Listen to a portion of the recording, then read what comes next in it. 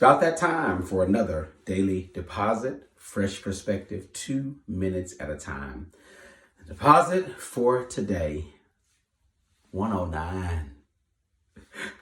I'm looking at the weather, and they begin to talk about 109, right? 109.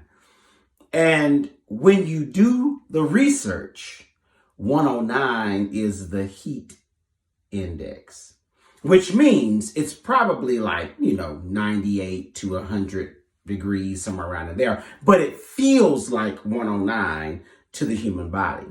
And so even though it's not 109, that's what it feels like, and that's what we go off of when we go outside. Doesn't that sound a lot like life? Sometimes the situation, the circumstance, the problem, the issue that we are hashing out and walking through in our life, it feels like it's 109 because we index our problems. It's not as bad as we sometimes make it seem to be, but because it feels a certain way to us, because there are other factors at work, right, with the temperature outside. That's why it feels like it's more intense than it really is. And the same thing happens in our life.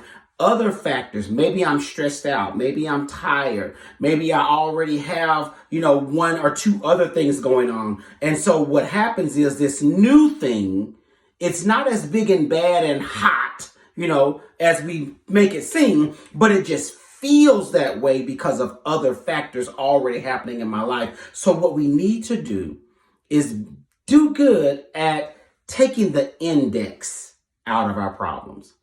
Get a better and more realistic view. What is it really? How bad is it really? What's the real base problem I'm really dealing with?